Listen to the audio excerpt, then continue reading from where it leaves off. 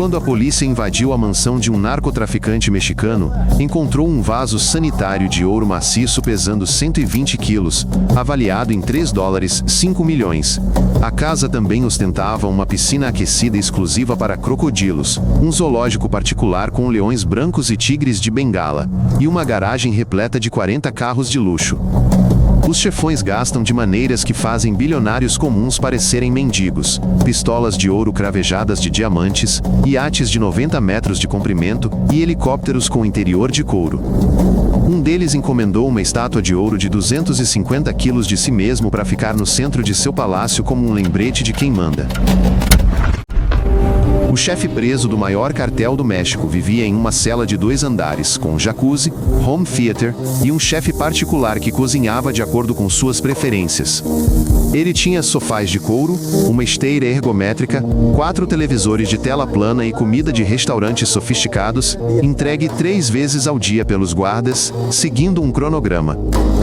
Muitos chefões administram seus negócios diretamente da prisão.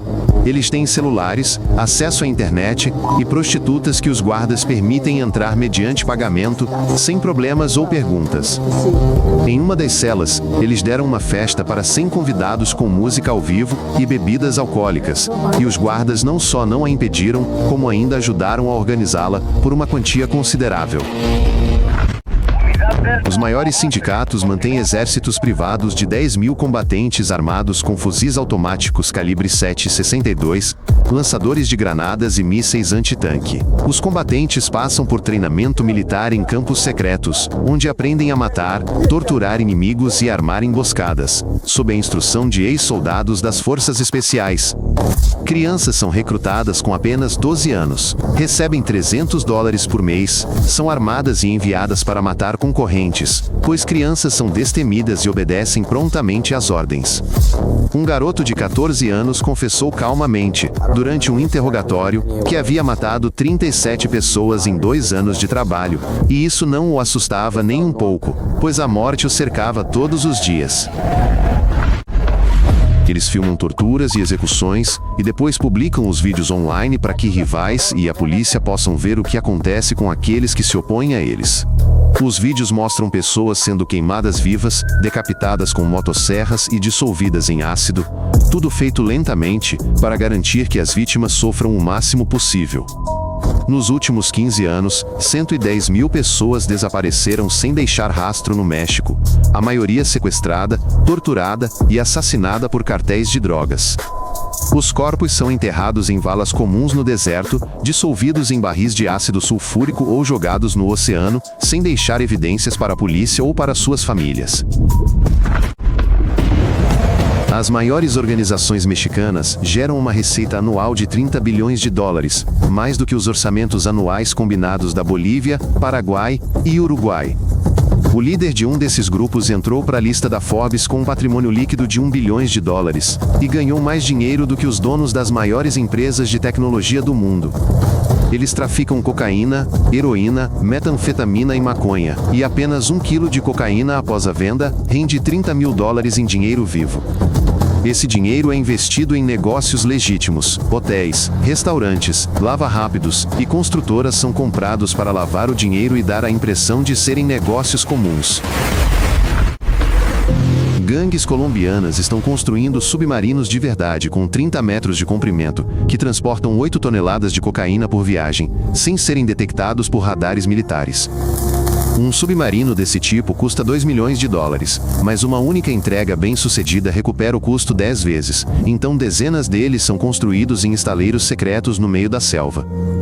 Mais de 150 túneis foram cavados sob a fronteira com os EUA, alguns com trilhos, bondes elétricos, ventilação e iluminação, como verdadeiras minas de carvão. Uma vez descobertos, os criminosos usam catapultas para lançar fardos por cima da cerca e drones que voam à noite a uma altitude de 200 metros e depositam a carga precisamente nos locais certos. Os chefões do tráfico dão festas onde convidam cantores e atrizes famosos, pagando-lhes até $100 mil por uma única noite de apresentações e entretenimento em sua mansão. Algumas celebridades já se encontraram com os chefões, posaram para fotos juntos e as publicaram nas redes sociais, despreocupadas ou indiferentes às consequências de tal encontro público. Suas esposas e amantes vivem no luxo. Usam diamantes de 20 quilates, dirigem carros de $300 mil e fazem cirurgias plásticas em clínicas suíças por conta própria. A ex-esposa de um desses chefões escreveu um livro no qual descreve como o marido lhe dava malas cheias de milhões em dinheiro vivo sem nenhum custo, e ela gastava tudo em roupas em uma única ida às compras. Os grupos pagam subornos exorbitantes a prefeitos, governadores e policiais, e em regiões inteiras, todo o governo trabalha efetivamente para eles, não para o Estado e as leis. Em uma cidade, toda a força policial recebia salários do sindicato 3 vezes maiores que o salário oficial, e os policiais guardavam carregamentos de drogas em vez de apreendê-los. Quando um prefeito se recusou a cooperar, foi assassinado uma semana depois junto com sua esposa e 2 filhos, e depois disso nenhum político da região ousou contradizê-los. Eles financiam as campanhas eleitorais de seus candidatos preferidos, investindo milhões, para que essas pessoas possam defender seus interesses no parlamento e no governo, de forma totalmente legal. As guerras são constantes dentro dos sindicatos. Quando um tenente percebe a fraqueza de um chefe, reúne seus homens e orquestra um assassinato para tomar seu lugar no topo. Ao longo de 20 anos, mais de 50 chefes de alto escalão foram assassinados, a maioria não pelas mãos da polícia ou do exército, mas por seus próprios subordinados e antigos parceiros.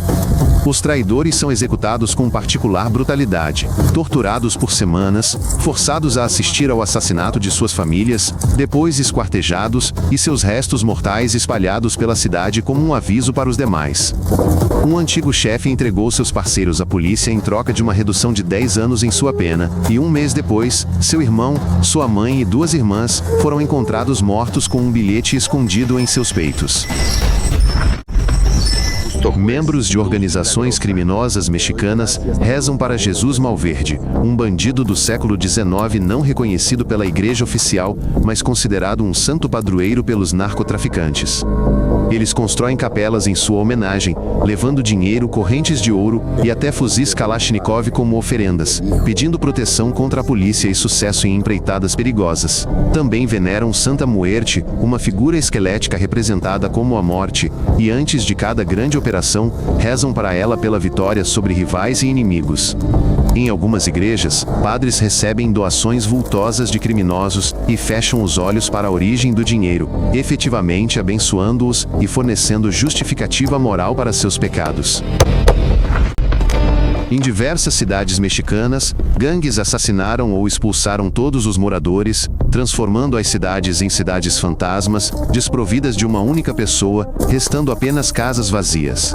Em uma cidade, apenas 500 pessoas de uma população de 20 mil permanecem, pois cometeram um massacre, matando todos que se recusaram a sair ou a trabalhar para o cartel. Moradores de bairros inteiros estão abandonando suas casas e fugindo para outros países, pois foram informados de que o território agora está sob controle e que qualquer um que permanecer será morto. Essas cidades fantasmas estão sendo convertidas em centros de treinamento, depósitos de armas e drogas, e nem a polícia, nem o exército entram, pois isso significaria morte certa para todos. Em regiões pobres, eles constroem escolas, hospitais e parques infantis com o próprio dinheiro, já que o Estado não o faz, e as pessoas começam a vê-los como heróis. Distribuem alimentos, roupas e brinquedos durante os feriados, pagam cirurgias para crianças doentes e consertam estradas, criando uma imagem de benfeitores entre os pobres locais. Alguns são donos de clubes de futebol, por meio dos quais lavam dinheiro e recrutam jovens jogadores, oferecendo salários 10 vezes maiores do que os de times nacionais legítimos. Moradores locais escondem membros do sindicato da polícia em suas casas e se recusam a testemunhar porque os criminosos lhes deram mais do que o Estado jamais lhes deu em toda a vida. Diversas grandes gangues são lideradas por mulheres que rivalizam com seus homens em brutalidade. Uma delas participou pessoalmente de torturas e execuções, impondo seu poder pela força. Ela começou como amante do líder, mas após a prisão dele, assumiu o controle total dos negócios, eliminou todos os concorrentes e criou uma rede de 3.000 traficantes por todo o país. Outra chefe controlava o sindicato da prisão por telefone celular, ordenando execuções e entregas, e as autoridades foram incapazes de detê-la por mais de 12 anos. Essas mulheres usam a aparência como arma. Vestem-se como mulheres de negócios, usam ternos caros e sorriem para as câmeras. Mas por trás de tudo isso, esconde-se uma crueldade absoluta contra qualquer inimigo. Membros jovens postam fotos com armas, maços de dólares e carros de luxo, ostentando seu estilo de vida e atraindo novos recrutas de bairros pobres. Eles filmam vídeos gastando milhares em boates, usando correntes de ouro de 1 quilo e dirigindo carros mais caros do que a casa média de uma família no país. A polícia usa essas postagens. Utiliza as fotos para localizar e identificar suspeitos, além de encontrar provas que ajudam a prender dezenas de criminosos todos os meses. Mas os grupos criminosos também usam a internet para intimidar. Postam vídeos de execuções, ameaçam rivais por mensagens privadas e monitoram críticos para identificá-los e puni-los. O governo mexicano gastou mais de 50 bilhões de dólares combatendo os cartéis de drogas ao longo de 15 anos, mas a taxa de homicídios só aumenta a cada ano.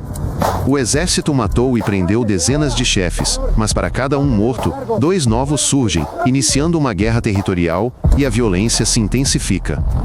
Os EUA gastam bilhões em segurança de fronteira, construindo muros, usando drones e helicópteros, mas toneladas de drogas ainda fluem por túneis e pelo mar todos os dias.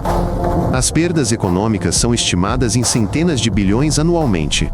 Cidades destruídas, dezenas de milhares de mortos, corrupção desenfreada e empresas abandonando permanentemente áreas perigosas. Enquanto houver demanda por drogas em países ricos, os cartéis continuarão a lucrar bilhões de dólares, e nenhuma guerra poderá detê-los completamente e para sempre. A cada ano, eles se fortalecem, comprando armas mais poderosas, contratando mais combatentes e expandindo para novos países onde a polícia é mais fraca e a corrupção é maior. Especialistas dizem que a única maneira de vencer é legalizar as drogas e ficar com os lucros, mas os governos relutam em dar esse passo devido à pressão política dos eleitores. Enquanto você ouvia este episódio, eles já haviam lucrado mais alguns milhões, matado várias pessoas e enviado outro carregamento pela fronteira. E amanhã, tudo acontecerá novamente. Se você achou isso interessante, inscreva-se para não perder novos episódios. Mantemos tudo curto e direto ao ponto.